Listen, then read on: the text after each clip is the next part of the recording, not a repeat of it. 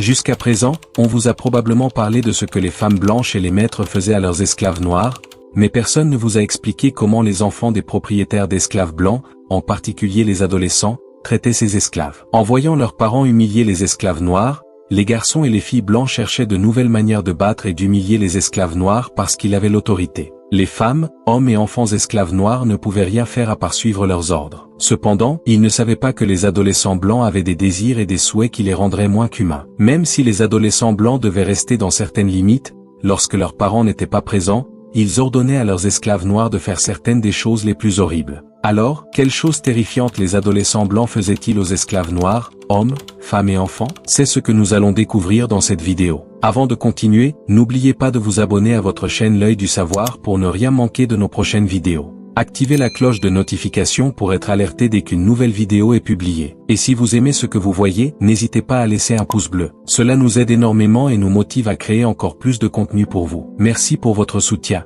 Commençons par savoir comment les adolescents blancs traitaient les esclaves masculins noirs pendant la sombre période de l'esclavage aux États-Unis. Les adolescents blancs, qu'ils soient garçons ou filles, issus de familles propriétaires d'esclaves, étaient engagés dans une culture qui normalisait la possession et l'exploitation d'êtres humains. Cette normalisation de la violence et de la déshumanisation s'étendait à leur traitement des esclaves noirs, en particulier des hommes, qui subissaient des actes hideux et horribles de la part de leurs oppresseurs adolescents. Dans de nombreux cas, les adolescents blancs infligeaient des violences physiques aux esclaves masculins noirs pour affirmer leur domination et leur contrôle. Ces actes de brutalité prenaient diverses formes, notamment des coups, des flagellations et d'autres formes de punition physique. Pour certains adolescents blancs, infliger de la douleur et de la souffrance aux esclaves noirs était une manière tordue de démontrer leur pouvoir et leur supériorité. Comme ils étaient adolescents, la morale n'avait aucune norme pour eux, et dépasser toutes les limites de l'immoralité leur semblait amusant. La violence et l'exploitation sexuelle étaient également répandues dans le traitement des esclaves masculins noirs par les adolescents blancs. L'intersection entre la race et le genre signifiait que les esclaves masculins noirs subissaient des formes d'exploitation spécifiques, souvent de la part des garçons blancs adolescents cherchant à affirmer leur masculinité et leur domination. En plus des violences physiques, les adolescents blancs soumettaient les esclaves masculins noirs à des abus psychologiques et à des dégradations. Les insultes verbales, les menaces et l'intimidation étaient des tactiques courantes pour rabaisser et déshumaniser les esclaves noirs, renforçant leur statut d'êtres inférieurs aux yeux de leurs oppresseurs adolescents. Le travail des esclaves masculins noirs était exploité au maximum par les adolescents blancs qui les voyaient comme des marchandises jetables à utiliser pour leur propre profit. Ces adolescents forçaient les esclaves masculins noirs à effectuer des travaux éreintants dans des conditions difficiles, souvent sans souci pour leur santé, leur sécurité ou leur bien-être. Que ce soit en travaillant dans les champs ou dans la maison, les esclaves masculins noirs subissaient une exploitation et des mauvais traitements incessants de la part de leurs propriétaires adolescents. Les filles blanches adolescentes faisaient des choses avec les esclaves masculins noirs qu'il est difficile d'expliquer. Par exemple, elles savaient qu'elles détenaient un pouvoir suprême sur les esclaves noirs, même si leur statut dans la société blanche plus large était compromis. Pour elles, les plantations esclavagistes noires devenaient leur royaume où elles faisaient ce qu'elles voulaient. Cela leur procurait un sentiment addictif de satisfaction d'avoir des esclaves noirs puissants à leur disposition. Cependant, cela ne semblait pas suffisant. Alors, les filles blanches adolescentes cherchaient à provoquer les esclaves masculins noirs, les forçant à se tenir éloignés d'elles en se rapprochant délibérément. Parce qu'elles étaient dans une phase immature de leur vie, elles s'engageaient dans des activités interdites. Par exemple, lorsque personne n'était là, elles touchaient parfois les esclaves masculins noirs, mais par peur de représailles, ces derniers tentaient de s'éloigner.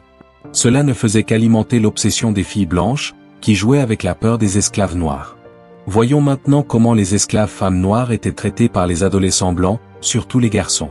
Durant cette sombre période de l'esclavage aux États-Unis, le traitement des esclaves femmes noires par les adolescents blancs, qu'ils soient garçons ou filles, dans des familles propriétaires, était marqué par un mélange dérangeant d'exploitation, d'abus et de déshumanisation.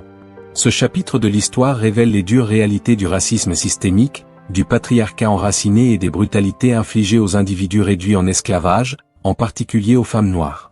Les adolescents blancs grandissaient dans une société qui normalisait la possession d'êtres humains comme propriété, perpétuant une culture de violence et d'oppression.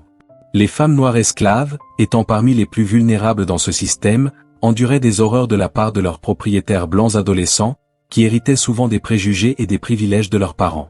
Les adolescents blancs avaient un pouvoir incontrôlé sur leurs esclaves familiaux, exploitant leur autorité pour infliger diverses formes de mauvais traitements. Des zones isolées, telles que des cabanes cachées ou des parties reculées des plantations, devenaient des scènes d'actes de cruauté où les adolescents blancs exerçaient leur domination sur les femmes noires esclaves. Un des aspects les plus glaçants du traitement des femmes noires esclaves par des adolescents blancs était la normalisation de la violence sexuelle et de l'exploitation. Dans une société où les femmes noires étaient considérées comme des biens plutôt que comme des êtres humains, leur corps était soumis à des actes inhumains sans égard pour leur dignité ou leur autonomie. Les adolescents blancs, en particulier, participaient souvent à des expérimentations sexuelles sur les femmes noires esclaves, les traitant comme des objets pour leur propre gratification et amusement. Ces expérimentations étaient caractérisées par un mépris monstrueux pour l'humanité des femmes noires, qui étaient forcées d'endurer des horreurs indicibles aux mains de leurs oppresseurs. Il convient de noter qu'ici, le terme expérimentation sexuelle ne parvient pas à saisir l'ampleur totale de la souffrance infligée aux femmes noires esclaves, dont les corps étaient violés et marchandisés de la manière la plus dégradante qui soit, exploités par des adolescents blancs qui étaient peut-être très loin d'être humains dans les actes abominables et immoraux qu'ils commettaient. À cette époque, des fermes d'élevage d'esclaves avaient été établies, où l'élevage d'esclaves se faisait à grande échelle. Les garçons blancs avaient vu comment les femmes noires pouvaient être abusées sexuellement. Par conséquent, chaque fois qu'ils s'ennuyaient, ils se dirigeaient vers les cabanes cachées de la plantation de coton, prenaient des femmes noires avec eux et se livraient à des actes horrifiques. Il faut savoir que les enfants noirs, dès leur naissance, étaient considérés comme des esclaves. Par conséquent, dans la plupart des cas, les adolescents blancs donnaient des ordres aux tout-petits noirs et à ceux de moins de 10 ans. Malgré leur jeune âge, les enfants noirs comprenaient qu'il n'y avait aucune possibilité de résistance. Tout ce qui leur était dit devait être fait à tout prix, sinon ils risquaient d'être battus. De la même manière, les filles adolescentes blanches participaient également à la maltraitance des enfants noirs esclaves, soit en participant activement, soit par leur silence et leur acquiescement à la violence perpétrée par leurs homologues masculins. En plus de subir la brutalité infligée à tous les individus réduits en esclavage, ils souffraient également des humiliations liées à leur vulnérabilité et à leur impuissance face à leurs oppresseurs. Saviez-vous que les adolescents blancs étaient également responsables de semer le chaos parmi les esclaves noirs? Qui étaient vraiment responsables? Les maîtres esclavagistes blancs qui avaient enseigné à leurs enfants à faire des choses horribles aux esclaves, ou les adolescents eux-mêmes? Partagez vos pensées dans la section des commentaires ci-dessous. Selon vous, quelles autres atrocités les adolescents blancs commettaient-ils contre les esclaves noirs pour s'amuser? Si vous souhaitez que nous réalisions plus de vidéos, veuillez nous soutenir en vous abonnant et en cliquant sur l'icône de la cloche. Vous pouvez également consulter plus de vidéos sur notre chaîne.